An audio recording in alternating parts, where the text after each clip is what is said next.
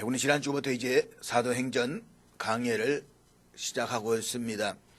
이 사도행전의 서론이라고 말할 수 있는 1장의 첫 두 구절은 대단히 중요합니다. 그 이유는 지난주에 살펴보았듯이 기독교와 교회 정체성을 짧은 이 두 구절에서 분명하게 밝혀주고 있기 때문입니다. 저 기독교는 오직 예수 그리스도라는 한 인물에서 시작이 됩니다. 따라서 기독교와 교회의 본질은 오직 예수 그리스도의 복음입니다. 누가는 사도행전을 시작하면서 이 사실을 분명하게 이야기하고 있습니다. 그러므로 복음만 있으면 됩니다. 오직 예수 그리스도의 복음이어야만 합니다. 그런데 오늘 이 땅의 교회와 성도들은 복음만으로는 부족하다는 것입니다. 그래서 다른 프로그램들과 수많은 일들을 기획하고 만들어가지만 그것이 결국 교회 정체성을 잃어버리고 신앙의 생명력을 잃어버리고 있다라고 하는 것입니다. 그러므로 우리는 다시 복음 앞에 서서 오직 복음으로 살아가야 되는 것입니다. 나아가서 사도행전 1장 이 첫 두 구절은 기독교를 다른 모든 종교와 구분지어 준다라고 해도 틀린 말이 아닙니다. 사실 다른 모든 종교들은 그 종교의 창시자가 자신의 일생 동안에만 그의 사역을 완성한 것으로 이야기를 합니다. 다시 말해서 세상 모든 종교들은 그들의 창시자가 죽는 순간 그의 사역도 끝이 납니다. 그러나 누가는 예수님이 그의 사역을 단지 시작하셨을 따름이다 라고 말씀하고 있습니다. 물론 예수님께서는 십자가에 못 박혀 죽으시고 부활하심으로써 오고 오는 모든 세대에 선택받은 사람들을 단번에 구원하셨습니다.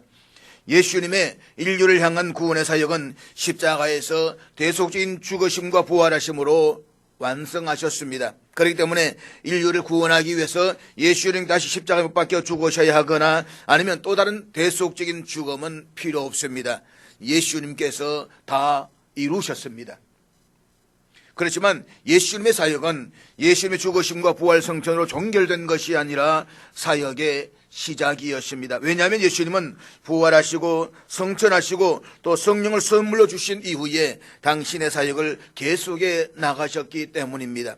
즉 맨 처음에는 예수님이 선택하신 사도들을 통해서 그 이후에는 모든 시대와 장소에 있는 교회를 통해서 계속해 나가십니다. 누가가 사도행전에서 이야기하고자 하는 것이 바로 이것입니다. 예수님께서 하늘로 성천하심으로써 예수님의 사역의 모든 것이 끝난 것이 아니라 그것은 온 인류를 구원하기 위한 사역의 시작이다라고 하는 것입니다. 예수님은 하늘의 하나님 우편에 계시지만 예수님은 그의 영이신 성령을 통해서 세상 끝날까지 항상 그의 백성들과 함께 하시며 일하고 계십니다. 그런데 성도들 중에서는 예수님의 사역이 복음서에서만 기록된 내용으로 끝난 것이다라고 생각하는 사람들이 많이 있습니다.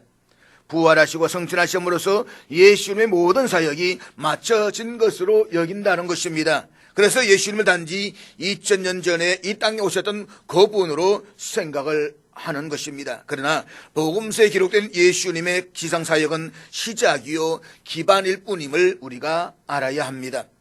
예수님은 성천하시면서 성령을 보내셔서 교회를 세우시고 또 교회를 통해 복음이 세계 모든 민족과 모든 백성들에게 전파되도록 섭리하고 계십니다. 나아가서 교회를 보호하시고 성장시켜 사탄의 엄부 권세를 깨뜨리고 하나님의 통치가 온 세계에 미치도록 일을 행하고 계십니다. 또한 믿음의 성도들이 그하게 될 하늘의 영원한 처소도 예비하는 일을 하고 계십니다. 그러므로 예수님의 사역은 오늘도 내일도 계속되는 영원한 사역임을 알아야만 합니다. 예수님 지금도 당신의 사역을 중단 없이 신실하게 이루어가고 계십니다. 특별히 누가는 사도행전에서 복음이 어느 지역으로 어떻게 들어가게 되었는가를 이야기하고 있습니다. 그리고 초대교회의 교회 사도들과 제자들은 복음 앞에서 결코 침묵하지 않았음을 증거하고 있습니다. 사실 그들은 예수 그리스도를 믿는다는 이유 하나만으로 극심한 핍박과 환난을 당해야만 했습니다. 정든 고향과 집을 떠나 고단한 나그네의 삶을 살아야만 했습니다. 어떤 사람들은 순교를 당하기도 했습니다. 세상적으로 보면 그들은 낙오자들이요 실패자들입니다. 때문에 그들은 낙심과 절망에 사로잡혀서 완전히 기가 죽은 채 입술을 굳게 꾹 다물고 살아야만 했습니다. 그렇지만 그들은 세상 사람들이 도저히 이해할 수 없을 정도로 당당하고 담대했습니다. 그들은 결코 잠잠하지도 않았습니다. 그들은 어디를 가든 누구를 만나든 복음만을 전했습니다. 그들은 오직 복음만을 위해서 존재하는 사람들처럼 그렇게 살았습니다. 이러한 모습은 참으로 우리가 도전을 받아야 하는 제자의 삶이라고 말할 수가 있는 것입니다. 복음이라는 단어는 글자 그대로 좋은 소식을 뜻합니다. 그렇다면 누가가 사도행전에서 이야기하고자 하는 좋은 소식이 무엇입니까? 초대교회와 사도들이 자신의 목숨을 바쳐가면서까지 세상 사람 전하고 싶어 했던 좋은 소식이 무엇입니까? 사도행 1장 1절에 따르면 그 좋은 소식이란 예수께서 행하시며 가르치시기를 시작한 모든 것입니다. 그리고 사도행전 마지막 절에 따르면 하나님 나라와 예수 그리스도에 관한 소식입니다. 따라서 누가가 우리에게 이야기하고자 하는 복음의 내용은 예수님이시고 이 복음이 향하고 있는 궁극적인 종착점은 땅끝입니다. 그리고 이 역사를 이루어야 할 주체는 바로 예수님의 정인들과 성령이십니다. 누가는 이 사실을 사도행전을 통해서 끊임없이 강조하고 있는 것입니다. 초대교회와 사도들은 하나님께서 이 복음을 전하도록 하시기 위해서 자신들을 선택했다고 믿었습니다. 때문에 초대교회 사도들은 예수님의 복음의 사역을 그들 삶의 전부로 받아들였습니다. 그들은 사는 것도 예수 그리스도의 복음을 위해서요, 죽는 것도 예수 그리스도의 복음을 위해서였습니다. 우리가 사도행전을 살펴보겠지만 사도들이 주로 활동했던 것은 병든 자를 고치고 능력을 행하고 은사를 활용한 것이 아니었습니다. 그들은 어디에서나 성령의 능력으로 복음을 전파했습니다. 그들은 오직 예수 그리스도의 복음을 전파하기 위해서 삶의 모든 것을 다 바쳤습니다. 예수님께서 이 땅에 오신 목적은 죄와 사망에 매여 있는 인류를 구원하시기 위해서였습니다. 그 일을 위해서 예수님께서는 이 땅에서 하나님 나라의 복음을 전파하시다가 고난을 당하시고 십자가에 못 박혀 죽으신 후에 3일 만에 부활하셨습니다. 그리고 제자들에게 땅끝까지 하나님 나라의 복음을 전하는 정인이 되라고 말씀하셨습니다. 따라서 하나님 나라의 복음은 팔레스틴 지경과 이스라엘 민족의 한계를 넘어서 지구상의 모든 민족과 모든 백성들에게 전파되어야만 했습니다. 즉 예루살렘과 온 유다와 땅끝까지 확장되어 가야만 했습니다. 예수님께서는 이 위대한 사명을 제자들에게 맡기셨습니다. 그런데 예수님께서 이토록 위대한 사명을 맡기셨던 그 제자들이 어떤 사람들입니까? 그들은 한마디로 겁이 많고 비겁한 제자들이었습니다. 서석이신 예수님이 붙잡혀 모진 고난을 당하실 때에도 도망을 갔던 제자들이었습니다. 그야말로 오합지졸이요 형편없는 제자들이었습니다. 솔직히 제자들이라고 말하기조차 부끄러운 제자들이었습니다. 그럼에도 불구하고 예수님께서는 부활하신 후에 40일 동안 제자들이 나타나셔서 하나님 나라의 복음을 가르치신 후에 성령 강림의 약속과 함께 제자들에게 이 위대한 사명을 맡기셨습니다. 그리고 모든 사람들보다 연약하고 부족한 오늘의 저와 여러분을 부르셔서 이 위대한 사명을 맡기신 것입니다. 오늘 본문의 말씀은 부활하신 예수님께서 하늘로 승천하시기 직전에 제자들에게 하신 말씀입니다. 본문 4절 말씀 우리 한번 같이 보도록 하겠습니다. 사도와 함께 모이사 그대 분부하여 이르시되 예루살렘을 떠나지 말고 내게서 들은 바 아버지께서 약속하신 것을 기다리라. 본문에서 예수님은 승천하시기 전 제자들과 함께 모였을 때에 예루살렘을 떠나지 말라라고 명령하십니다. 예수님의 이 말씀은 역으로 제자들이 예루살렘을 떠나라고 했다는 사실을 암시해 주고 있습니다. 우리는 그들이 예루살렘을 떠날 수밖에 없는 이유를 두 가지로 생각해 볼 수가 있습니다. 첫째로 제자들은 자신들의 스승인 예수님을 십자가에 못 박게 했던 예루살렘의 권세가들이 시간의 문제일 뿐 언젠가는 자신들까지도 잡아들일지 모른다는 불안감을 가지고 있었기 때문입니다.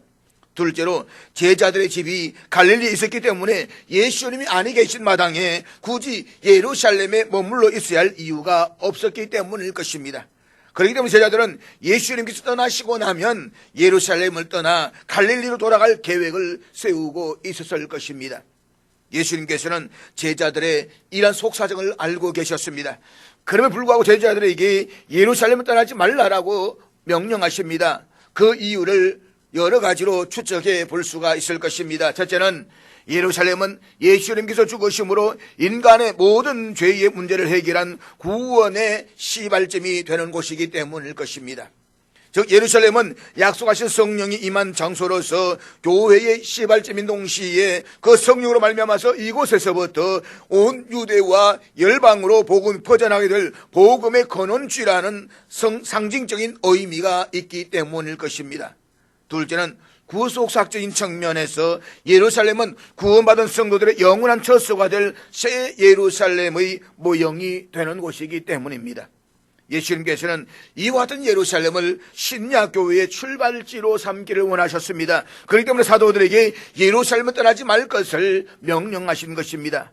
그리하여서 하나님 나라의 복음이 예루살렘부터 시작되어서 온 유대와 땅끝까지 이르기를 원하셨던 것입니다. 그럼 예수님께서는 제자들에게 예루살렘을 떠나지 말고 아버지께서 약속하신 것을 기다리라고 말씀을 하십니다. 여기서 아버지께서 약속하신 것은 성령을 가리킵니다. 예수님은 순환을 당하시기 전에도 제자들에게 당신이 성천하신 이후에 보혜사 성령을 보내주실 것을 약속하셨습니다. 그런데 제자들은 예수님의 이 말씀을 들은 후에 아주 엉뚱한 질문을 합니다. 6절의 말씀입니다.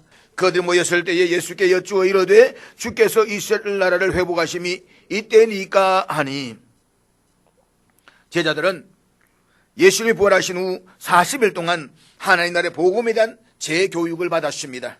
그런데 불구하고 그들은 여전히 궁금했습니다. 그래서 예루살렘을 떠나지 말고 아버지께 약속하시는 기다리는 예수님의 말씀을 이스라엘 나라의 회복으로 생각했다는 것입니다. 즉 예수님이 하늘의 권능으로 유대 땅에서 모든 로마 군병들 다 몰아내고 예루살렘에 예수님의 왕권을 세우시는 뜻으로 이해를 했던 것입니다. 그래서 그들은 예수님께 여쭈었습니다. 오늘 보면 여쭈어라는 말은 그냥 한 번 묻고 끝난 것이 아니라 반복해서 집요하게 질문했다는 것입니다. 그러니까 제자들은 본문 4절과 5절 말씀에 나오는 예수님의 이 말씀을 정치인 메시아 왕국의 도래가 임박한 것으로 예언을 잘못 이해를 하고서는 흥분된 마음으로 거듭 반복해서 질문했던 것입니다. 주님, 이스라엘 나라가 이제 회복되는 것입니까? 이제 회복되는 거예요? 정말이에요? 끊임없이 묻고 또 물은 것입니다. 그런데 제자들은 예수님이 돌아가시기 전에도 예수님께서 이 땅에서의 메시아 왕국을 세우실 것이라는 기대를 가졌습니다. 그래서 마가와 요한이 예수님의 나라가 세워지면 하나는 오른편에 하나는 왼편에 앉게 해달라고 했고, 다른 제자들도 서로 높은 자리에 앉을 욕망에 사로잡혀 있었던 것입니다. 당시 이스라엘은 주권 국가가 아니었습니다. 이스라엘은 기원전 722년 아수르에 의해서 망하고 유다는 기원전 586년 바벨론에 의해서 망했습니다. 그 이후로 유다는 페르시아 제국과 헬라 제국 그리고 로마 제국의 식민 통치를 받아야만 했습니다. 때문에 유대인들은 정치적 주권 회복을 간절히 바라고 있었습니다. 그와 같은 상황에서 지금 제자들은 자신들이 그토록 희망하고 바라던 로마의 정치적 속박으로부터 자기 민족 이스라엘이 회복되어 있는가를 묻고 있는 것입니다. 제자들의 이런 질문은 자신들의 영적 무지를 그대로 드러내는 질문이 아닐 수가 없습니다. 그리고 이러한 질문은 제자들이 아직도 세상적 일에 얽매여 있다는 사실을 보여주고 있는 것입니다. 제자들의 주된 관심은 로마의 압제하에 있는 이스라엘 국가가 언제 해방되며 언제 주의 나라들을 굴복시키는가라고 하는 것이었습니다. 그래서 그들은 예수님께 그들 반복해서 물었습니다. 주께서 이스라엘 나라를 회복하심이 이때입니까? 사랑하는 여러분, 지금 제자들은 예수님의 부활을 직접 목격했던 제자들입니다. 그들은 예수님께서 부활하신 후 40일 동안 어떤 일들이 있었는지도 잘 알고 있습니다. 예수님께서는 40일 동안 제자들의 눈에 보이시며 그들에게 하나님 나라에 관한 모든 것들을 말씀하셨습니다. 더구나 제자들은 예수님께서 결정적인 싸움을 싸우시고 이기셨다는 것도 알고 있습니다. 그러므로 그들은 예수님께서 이스라엘 나라를 회복해 주시기를 원하고 있습니다. 보십시오. 예수님은 하나님 나라의 일을 말씀하셨지만 제자는 아직도 이스라엘 나라에 관심이 더 많았습니다. 이처럼 이스라엘 나라 회복에 관한 제자들의 질문에 예수님께서는 두 가지로 대답을 하십니다. 예수님의 이 두 가지 대답은 주님의 제자로서 이 세상에서 어떻게 살아야 하는지에 대한 자세를 말씀하시는 것이라고 분명하게 보일 수가 있는 것입니다. 그렇다면 우리는 예수님의 부름받은 제자로서 세상 속에서 어떻게 살아가야 할까요? 첫째는 때와 시기는 우리가 알 바가 아니라는 것입니다. 오늘 본문 7절 말씀 같이 보도록 하겠습니다. 이르시되 때와 시기는 아버지께서 자기의 권한에 두셨으니 너희가 알 바 아니요. 본문에서 때는 일반적으로 연대기적 기간을 가리키고 시기는 환경이나 형편과 관련된 어떤 특정한 시간을 가리킵니다. 그런데 이 두 단어가 동시에 사용될 경우에는 종말론적인 시간을 가리키는 위해서 사용되는 경우가 많이 있습니다. 오늘 본문에서 때와 시기는 예수님의 재림으로 이루어지는 종말의 어느 한 시점을 가리키는 것입니다.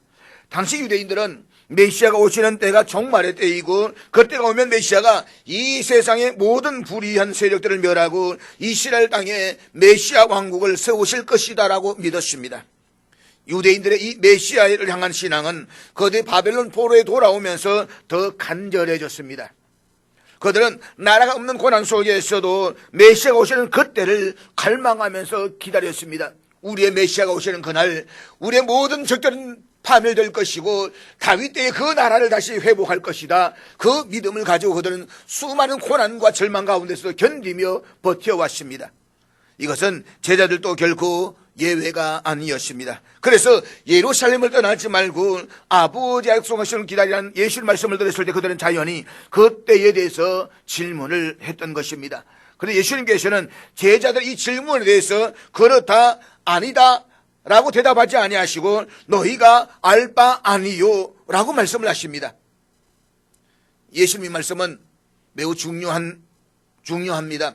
왜냐하면 많은 사람들이 그때와 그 시기에 대해서 지나칠 정도로 민감하게 반응하기 때문인 것입니다. 그래서 역사에서 거짓된 수많은 사람들이 종말의 때를 가지고 사람들을 미혹해왔습니다. 그리고 수많은 사람들이 넘어갔으며 사람들이 또 그 속에서 여전히 지금도 넘어가고 있는 것입니다. 과거 1992년 10월 28일 이장님 씨에 의해 가지고 주님이 오신다라고 하는 것 때문에 이 땅이 얼마나 혼란 속에 빠져들어갔습니까?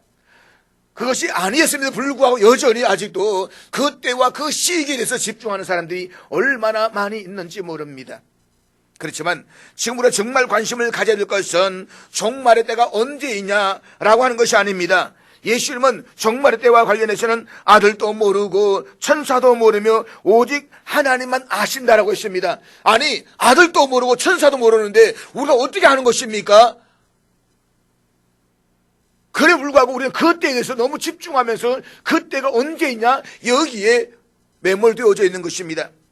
그러므로 우리는 그때에 관해서 관심을 갖고 그때를 알고자 하는 것처럼 어리석은 일은 없습니다.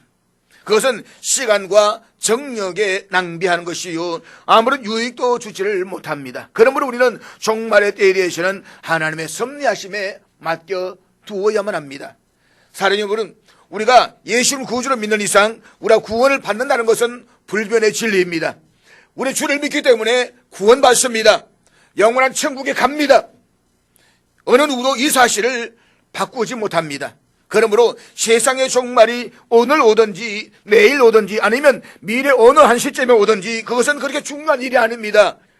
그때가 되면 우리 모두는 다 구원받을 것이기 때문입니다. 다만 우리가 알아야 할 사실은 세상의 종말이 오기 위해서는 그래서 영원한 하나님 나라가 도래하기 위해서는 반드시 그 이전에 우리가 감당해야 할 일이 있다는 것입니다. 그것은 바로 땅끝까지 복음을 전거하는 것입니다. 세상 종말은 어느 날 갑자기 오는 것이 아닙니다. 그때가 도적같이 불시에 찾아오는 것은 사실이지만 그 전에 반드시 거치는 과정이 있습니다. 성경은 세상 종말이 오기 위해서는 반드시 천국 복음이 온 세상에 전파되어져야 된다라고 말씀하고 있습니다. 그렇습니다. 복음이 온 세상에 전파되어야만 영원한 하나님의 나라가 도래하게 됩니다. 그러므로 세상 마지막 때를 살아간 우리가 정말 힘써야 할 일은 종말의 때를 알고자 하는 것이 아니라 때를 어떤지 못 어떤지 복음을 전파하는 것입니다.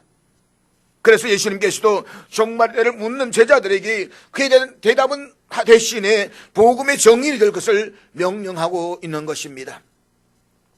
둘째는 성령의 권능을 받고 정인이 되라는 자세입니다. 본문 8절 말씀 같이 보도록 하겠습니다. 오직 성령이 너희에게 임하시면 너희가 권능을 받고 예루살렘과 온 유대와 사마리아 땅끝까지 이르러 내 정인이 되리라 하시니라. 우리는 때와 시기를 알지는 못합니다. 알 필요도 없습니다. 그렇지만 그 때를 준비하는 방법은 명확하게 압니다. 그것은 예수님의 정인이 되어서 세상의 모든 민족과 모든 족속들에게 하나님 나라의 복음을 전파하는 것입니다. 그런데 제자들이 복음을 전해야 할 이 세상은 그렇게 호락호락한 곳이 아닙니다. 이 세상은 사탄이 공중권세를 잡고 있습니다. 죄로 타락한 인간은 그 마음이 완악하여서 하나님 나라의 복음을 받아들이지 않습니다. 나아가서 하나님을 반역하고 대적까지 합니다. 나가서 한번 전도해 보십시오. 예수 믿을 사람이 다 받아들입니까? 오히려 짜증내고, 더구나 요즘 시대 같은 경우에 전도지를 주면 오히려 인상을 쓰면서 험악하게 째려봅니다. 따라서 제자들이 걸어가야 할 길에는 수많은 핍박과 환란이 기다리고 있습니다. 실제로 초대교회와 제자들은 말할 수 없는 핍박 중에 있었습니다. 제자들은 복음 때문에 순교까지도 각오를 해야만 했습니다. 예수님은 제자들 앞에 놓여있는 험난한 처지와 앞으로 그들이 걸어가야 할 길을 알고 계셨습니다. 그 길은 인간의 의지와 힘으로는 도저히 걸어갈 수 없는 험하고 좁은 길입니다. 눈물 없이는 갈 수 없는 길입니다. 그렇기 때문에 예수님께서는 제자들에게 열방을 향한 복음 전파의 사명을 감당하기 전에 먼저 성령의 권능을 받으라고 말씀하고 있는 것입니다. 사랑하는 여러분, 초대교회 교인들이 직면했던 현실을 한번 생각해 보십시오. 로마를 비롯한 당시 유럽의 수많은 지하 카타콤이 있었습니다. 어떤 도시는 그 도시 지하가 카타콤으로 형성되어져 있기도 합니다. 이것은 위에는 도시고 밑에는 카타콤입니다. 그렇게 살았습니다. 로마시 전체가 어떻게 보면 밑에는 바로 이 지하 카타콤으로 형성되어져 있습니다. 위에는 햇빛을 바라보면서 아름다운 자연 속에서 맑은 공기를 마시고 살아갔지만 이 지하에는 햇볕 한 점 들어오지 않습니다. 그 당시에 기독교인들은 인간들이 누리고 싶은 보편적 행복과 평안을 다 포기한 채 말할 수 없는 환난과 박해를 피해서 집과 재산을 다 버리고 오직 믿음 하나를 지키기 위해서 한 점의 빛도 들어오지 않고 눅눅한 습도와 탁한 공기만 있는 깊은 지하 무덤 속에 들어가서 살았습니다. 여러분은 그 일이 상상이나 되십니까? 그들 얼마나 무덤 속에 살았을까요? 300년 가까이 살았습니다. 주 313년에 콘스탄티누스 대제가 밀라노 침략을 통해서 기독교를 종교로 인정하면서 그들은 비로소 지하 무덤에서 나올 수가 있었습니다. 하루 이틀도 아니고 1년도 아니고 무려 300년 가까운 세월을 어떻게 햇볕 한 점 들어오지 않는 그 어두운 지하 무덤에서 살아갈 수가 있었느냐 말입니다. 그곳에서 태어나서 죽기를 몇 대를 계속했는지 모릅니다. 유적을 발굴하면서 그곳에 200만 이상의 유골들이 나왔다라고 말합니다. 당시 로마의 인구가 100만 명이었다라고 한다면 얼마나 많은 그리스도인들이 거기에서 살다가 죽었는지 알 수가 있습니다. 어떻게 그럴 수가 있었을까요? 그들은 성령의 권능 안에서 예수를 믿었기 때문입니다. 그들은 주림과 목마름, 추위와 헐벗음, 육체의 고난과 박해 등을 성령의 권능 안에서 이겨낼 수가 있었습니다. 그들에게는 외적인 환경이 그렇게 중요하지 않았습니다. 오히려 그리스도를 알아가는 지식과 그리스도의 고난의 십자가를 짊어지는 순교자의 신앙이 성령 안에서 기뻐할 수 있는 일체의 비결을 배웠다는 것입니다. 그런데 안타까운 것은 그리스도를 구주로 믿는다라고 고백하면서도 예수님이 약속하시는 성령의 권능을 누리지 못하는 그리스도인들이 많이 있습니다. 어떤 사람은 자신은 성령의 특별한 체험도 없고 은사도 없기 때문에 성령의 사람이 아니다라고 생각하는 분들이 많이 있습니다.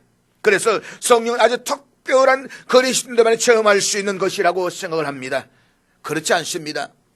누구든지 예수 그리스도를 구주로 고백하는 사람, 십자가의 은혜로 구원받은 사람 다 성령의 사람인 것입니다.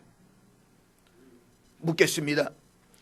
여러분은 하나님을 믿으십니까? 다 믿으실 것입니다. 그러면 하나님을 보셨습니까? 하나님을 보신 분은 아무도 없습니다. 저도 하나님을 뵙지를 못했습니다. 천국에 가면 아마 배울 것입니다. 그런데 어떻게 하나님을 본 적도 없는데 하나님을 믿을 수가 있습니까? 정말 여러분은 대단하십니다. 또 묻겠습니다. 여러분은 예수님을 믿으십니까? 아마 모두가 다 아멘 하실 것입니다. 그러면 예수님과 악수 한번 해보셨습니까? 아니, 예수님과 악수도 한번 해보지 않고 어떻게 예수님을 그렇게 잘 믿으십니까? 아마 이런 질문을 받으면 대답하기가 참으로 곤란할 것입니다. 그렇지만 우리는 하나님을 만나본 적도 없어도 하나님이 계심을 믿습니다. 예수님과 악수도 하지 않았지만 예수님을 믿을 뿐만 아니라 예수님을 사랑하기까지 합니다. 바로 우리 안에 계시는 성령님 때문입니다. 잊지 마십시오. 누구든지 성령이 아니면 예수를 주라고 시인할 수 없다라고 했습니다. 우리 안에 성령님이 계셔서 우리로 하여금 예수를 주라고 시인하게 하시고 예수님을 사랑할 수 있도록 해주시는 것입니다. 나아가서 하나님을 아버지라고 믿어지게 해주시는 것입니다. 사랑하는 여러분, 우리에게 일어나는 가장 강력한 기적이 무엇인 줄 아십니까? 예수님을 믿게 된 것입니다. 솔직히 안 믿어지는 사람들이 얼마나 많습니까? 여러분이 하루 종일 만나는 사람들의 대부분은 안 믿어집니다. 때려 죽인다라고 해도 안 믿어지는 것은 안 믿어지는 것입니다. 그런데 여러분 어떻게 그렇게 믿어질 수가 있는 것입니까? 여러분 안에 성령님께서 믿게 해주시는 것입니다. 잊지 마십시오. 성령님께서 결코 여러분의 마음을 떠나지 아니하시고 영원히 여러분 안에 내주하고 계십니다. 성령님께서는 너무너무 강하게 우리 가운데 역사하고 계십니다. 이 사실을 믿으시기를 주의 이름으로 축복합니다. 그래 불구하고 우리가 성령님을 믿고 사모하면서도 성령님의 함께하심을 믿지 못하는 이유가 무엇입니까? 그것을 많은 사람들이 원하는 것은 성령이 아니라 권능이기 때문입니다. 다시 말해서 사람들은 하나님의 기적적인 응답, 기적적인 치유, 놀라운 치유와 은사와 능력을 원하는 것입니다. 그래서 우리가 성령 하면 가장 먼저 떠오르는 것이 권능인 것입니다. 능력, 기적을 행하는 것입니다. 오늘 본문에서 예수님께서 뭐라고 말씀하셨습니까? 오직 성령이 너희에게 임하시면 너희가 권능을 받고 라고 하셨습니다. 그러니까 권능 이전에 먼저 말씀하신 것이 있습니다. 성령이 임하시면, 성령이 임하시면 너희가 권능을 받고 라고 했습니다. 권능 이전에 먼저 성령인 것입니다. 권능보다 성령이 우리에 더 중요한 것입니다. 만약에 여러분 이번 설날에 집안에 모임에 갔는데 거기에 다른 사람들이 여러분이 가지고 온 선물만 바라보고 있다고 한다면 아마 솔직히 좀 섭섭할 것입니다. 내가 온 것은 기쁘지 않고 내가 가지고 온 선물을 더 바란다면 좀 굉장히 서운할 것입니다. 우리가 그렇습니다. 우리가 성령님이라고 말하지만 우리가 바라는 것은 성령님이 아니라 권능이라는 것입니다. 대단한 능력이라는 것입니다. 기적적인 역사라는 것입니다. 그러면 성령님께서는 얼마나 섭섭해 하시겠습니까? 많은 사람들이 성령님의 역사를 사모합니다. 그러나 성령님을 사모하는 분들은 참으로 드문 것입니다. 우리는 이 문제를 먼저 해결해야만 합니다. 우리 안에 오신 성령님은 삼위일체 하나님으로서 지극히 인격적인 분이십니다. 이 말은 성령님에게도 감정이 있으시다는 말입니다. 성령님도 우리와 똑같이 기분이 좋으시고 마음이 상하십니다. 만약 성령님께서 무시당하신다고 느끼시고 이용당하신다라고 느끼신다라고 한다면 성령님도 똑같은 마음을 가지고 계십니다. 섭섭해 하십니다. 사랑하는 여러분, 성령님은 항상 여러분 안에 계십니다.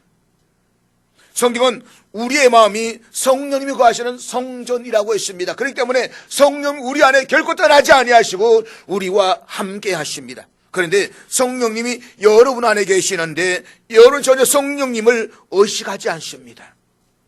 그리고 누구에게 거짓말을 합니다. 그러면 성령님이 멸시를 당하는 것입니다. 성령님이 여러분 안에 계시는데 온갖 험한 말을 쏟아내면서 욕을 한다면 성령님은 여러분에게서 멸시를 당하십니다. 나는 의도적으로 성령님을 멸시하지 않았는지 모르지만 성령님은 멸시 당하시는 것입니다. 가령 제가 여러분의 집에 신방을 갔습니다. 그리고 예배를 드리고 앉았는데 여러분이 제가 보는 앞에서 부부싸움을 하면서 흉내 사내라고 하면서 우리 헤어지자라고 한다면 제가 멸시를 받는 것이나 마찬가지입니다. 아니 목사님이 신방을 와서 앉아있는데 어떻게 그 앞에서 그렇게 싸울 수가 있다는 말입니까? 그런데 목사님이 집에 와 계시는 정도가 아닙니다.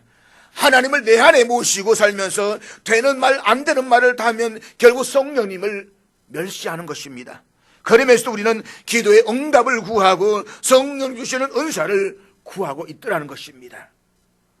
우리가 모든 삶의 자리에서 성령님에서 존중이 여기고 성령님 함께하는 역사를 함께 하시는 역사하시는 것을 진짜 믿고 또 성령께 순종하는 걸음을 걸으면 성령님의 역사는 강하게 나타납니다. 그렇지만 성령님을 무시하면 어떤 역사도 일어나지 않습니다. 우리가 성령 역사에 대해서 전혀 관심이 없으면 마치 성령님이 안 계시는 것 같이 그렇게 되어버리고 마는 것입니다. 그러나 여러분이 어떤 권능을 보지 말고 어떤 기적을 보지 말고 오직 성령님을 주목해 보시면 여러분 안에 일어나는 놀라운 변화를 경험하게 될 것입니다. 그것이 바로 거룩함과 사랑입니다. 사실 이것이 진짜 능력입니다. 병자 고침을 받고 죽은 자 살아나는 것보다 더 놀라운 기적이 우리 안에 거룩함과 사랑의 역사가 일어나는 것입니다. 보십시오. 치유의 역사가 일어나고 어떤 기적이 일어나도 거룩하지 못한 사역자들이 있습니다. 사랑이 없는 사역자들도 있습니다. 능력은 나타나는데 기적은 일어나는데 거기에 거룩함이 없습니다. 사랑이 없습니다. 그것은 미혹인 것입니다. 사탄도 그런 기적을 얼마든지 일으킬 수가 있습니다. 사탄도 광명한 천사 나타나서 얼마든지 기적들은 사건들을 우리에게 보여줄 수가 있는 것입니다. 그러나 사탄에게는 거룩함과 사랑은 없습니다. 그러므로 성령님으로 인한 거룩함과 사랑이 먼저 있어야 그 다음에 죽은 자들이 일어나는 기적도 우리에게 의미가 있는 것입니다. 그리고 성령님이 마시면 무엇보다도 마음이 부드러워진다라고 했습니다. 성령의 역사가 아니면 마음이 굳어져 버립니다. 마음이 굳어진다는 것은 결국 사랑스럽지 않다는 것입니다. 자꾸만 허물이 보이는 것입니다. 그래서 만나기만 하면 싸우게 되는 것입니다. 굳어지는 것은 좋을 것이 없습니다. 간이 굳었다, 신경이 굳었다, 아니면 근육이 굳었다는 것은 결코 좋지가 않습니다. 무엇보다 가장 안 좋은 것은 마음이 굳은 것입니다. 마귀가 완전히 마음에 사로잡고 있다는 것입니다. 그래서 마음이 굳은 사람은 강팍해집니다. 완악해지는 것입니다. 그런데 에스겔서 36장에 보면 성령이 임하시면 새 마음을 주시되 굳은 마음을 제거하고 부드러운 마음을 주신다라고 했습니다. 그렇습니다. 성령이 임하시면 마음이 부드러워집니다. 사람이 완전히 다른 사람처럼 되어집니다. 이와 같은 역사는 우리가 성령의 은사나 능력이 아니라 성령님을 주목할 때에 일어나게 되는 것입니다. 그래서 성령님께서 우리 삶 전체를 바꾸시는 것입니다. 그렇게 되었을 때 우리는 성령 있는 제자로서의 삶을 살아갈 수가 있는 것입니다. 그리고 능력 있는 제자로서 복음을 전할 때에 세상 사람들에게 힘있게 전해질 수가 있는 것입니다. 거짓과 사기와 완악함을 가지고 복음을 전해보십시오. 그런데 그 복음을 받아들이겠습니까? 그렇게 말할 것입니다. 너나 잘 믿으세요. 그래서 우리가 부드러운 마음을 가지고 거룩함과 사랑을 가지고 다가가서 복음을 전할 때 그들은 어떻게 하겠습니까? 숙연하게 복음을 받아들이게 되는 것입니다. 이것이 능력인 것입니다. 우리는 이 사실을 사도행전을 통해서 분명하게 깨닫게 될 것입니다. 사랑하는 여러분, 이제 예수님은 부족하고 못난 제자들에게 열방을 향한 하나님 나라의 복음을 맡기셨습니다. 그렇게 하실 수가 있었던 것은 바로 성령님께서 저들과 함께 하시기 때문입니다. 동일하게 오늘 주님께서는 우리에게 열방을 향한 사명을 맡기셨습니다. 내 정인이라고 말씀하십니다. 우리는 너무나 부족합니다. 연약합니다. 자꾸만 넘어집니다. 그래 물론 우리에게 이 사명을 맡길 수 있는 중요한 이유는 무엇입니까? 성령님이 우리 안에 계시기 때문입니다. 우리는 이 성령님을 의식하면서 성령님을 의지하면서 살아가야 됩니다. 그런데 제자들은 예수님께서 하늘 올라가시는 이 놀라운 현상들을 바라보면서 멍하니 하늘만 바라보고 있습니다. 하멍, 하늘만 멍하니 바라보는 사람 말입니다. 그때 천사들이 제자들 향해서 책망합니다. 갈릴리 사람들아, 어째서 하늘을 쳐다보느냐. 천사들의 이 책망은 자신의 사명을 잊어버리고 이적 현상 자체의 마음을 빼앗기고 있는 제자들에 대한 경계요 깨우침이었습니다. 누가가 사도행전을 시작하면서 먼저 기독교의 본질과 제자들 감당해야 할 사명을 이야기한 후에 천사들의 말을 소개하고 있는 것은 당시 초대교회의 현실을 생각했기 때문일 수도 있습니다. 초대교회 성도들 가운데서는 예수님의 재림만을 기다리면서 현실적인 일을 소홀히 했던 사람들이 꽤 많이 있었습니다. 그래서 사도 말하기를 일하기 싫어하는 사람은 먹지도 말라라고 말했습니다. 그러니까 일하지 않고 예수님 오시는 바라보면서 하늘만 쳐다보는 사람들이 꽤 많이 있었다는 것입니다. 그러므로 지금 제자들에게 정말로 필요한 일은 하늘만 쳐다보는 것이 아니라 이 땅에서 하나님이 주신 사명을 충실하게 감당함으로써 그 뜻이 이루어지게 하는 것입니다. 마찬가지로 오늘 우리가 중요한 것은 하늘만 바라보는 것이 아니라 주님 오시는 종말의 때를 기다리는 것이 아니라 그날에 언제 오든지 간에 내게 주신 사명을 붙잡고 충성되게 정진된 삶을 살아가는 것입니다.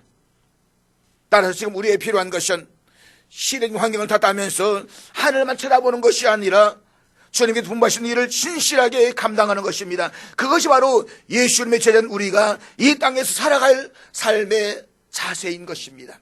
사랑하는 여러분, 성령 임하시면 권능을 받게 될 것이고 그렇게 되면 온 세상의 땅끝까지 이르러서 주님의 정인이 될 것입니다.